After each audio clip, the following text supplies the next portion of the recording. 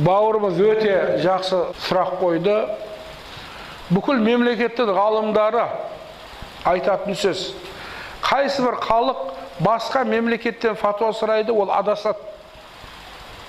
Аль-фатауа ятағайру битағайру заман макан ахуал ашхас дейді. Фатуа орынға, уақытқа, жағдайға, адамға қарай өзгеріп тұрады. Міне Қазақстанның фатуасы, тіпті мынау өзбек пенен қазақтың дәстүрі бөлек. Бір туған қазақ пен қырғыз деймін, оның да дәстүрі бөлек. Өз еліміз, міне Құдайға шүкір шаңырағымыз, тәуелсіз мемлекетпіз. Әрбір ерге біз колона болудың керегі жоқ жаңағы. Кеше коммунистер деп жүрдік жаңағы. 70 жыл бойы жаңағы. Өзіміздегі болмаған нәрсені, бай кедейдің арасында ұрыс болмағаннан сон нәрсені біз істедік. Енді егеменді ел болған екен, туымыз болған екен, біреуден алдын, біреуден кейін тереземізден қара шаңырағымыз болған екен, өзіміздің фатуамыздан жүруіміз керек. Біреулер елді іріткіге салып, барып жаңағы Саудияның фатуасына, біреуін Пакистанның фатуасына, біреуі Түркияның фатуасына, біреуі Мысырдың фатуасына. Бұның бәрі тура емес. Қазақстан мұсылмандар діни басқармасы бар, Құдайға шүкір. Сауатты адамдар бар. 17 ғалымдардан тұрған ғұламалар кеңесі бар. Біз бір фатуаны жазсақ, оны ғұламалар талқыға салынады. Оның басшысы муфти төрағасы Ержан Қажы Малғажыұлы. Соның жан-жақты қаралған кейін барып, елге тарқатылады. Басқа біреудің фатуасынан жүруім деген сөз, бұл неге болады? Адасуға алып барады жаңағы. Өз еліміздің несі, өзімізден не сұраймыз. Ақылды жігіттер, ақылды ғалымдар, мына қайтыс болып кеткен мынау шейх Мұхаммад Юсуф, сол кісі соған барғанда, бұл фатуа сұрап барғанда қайтарып жүретін. Өздерің Қазақстанға бардар. Қазақстанның өзінің нелері бар, сауатты жігіттері бар. Ратбек Қажы да Өзбекстаннан Қазақстанның муфтиятын бөлген кезде мына 5 жағдайды айтқан. Бірінші не болды? Өзбекстанның фатуасы бізге жүрмейді.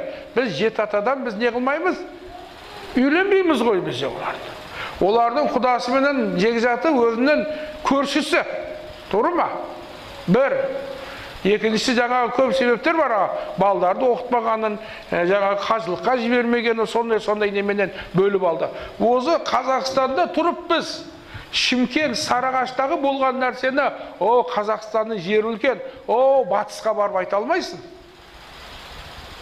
Мына жаназадан тамақ жеуген болмайды, тура болмайды ғой. Бірақ ағайын туыстардың үйінде беру керек. Соны айтады енді, жерлеп келгеннен кейін береміз, жерлемей жатып береміз ба? Сарыағашта оңтүстікте жеңіл, жерлеп келгеннен кейін тамақ беретін болсаңыздар, ол үйден болмаса шығын, ағайын туыстан болса, көршінің үйінде жаңағы жерлеп келгеннен кейін бере берсеңдер болады деп айтуға болады да, ағайын туысы көтерсе. Сырттан келген мүсәпір болса, Ақтаудан, Атыраудан келген адамға тамақ беру керек қой енді жаңағы. Өзегі тауып келсе. Ал оны сіз солтүстікке айта алмайсыз. Кешеде солтүстікте мен бір бауырымнан анасы қайтыс болды. 250 километрге барып, 250 километрге қайтты. 500 километр жерлеп келгенше. Азанда кеткен кешке келді. Сол кешке дейін енді құдалар отырсын, ана жерлеп келген жоқ деп айта алмайсың ғой. Сол сияқты құрмет жамаат, біз адаспауымыз керек. Және де барып жаңағы Пакистанның ба, Саудияның ба, Түріктің ба, жаңағы кішкентай несі болып қалмайық.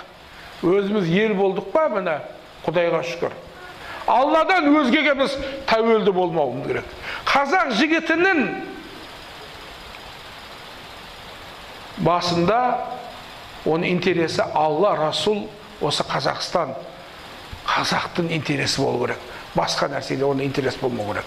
Бірінші орында. Өзіңді жартып ал, кейін барып, иншалла, басқаға қарайсың.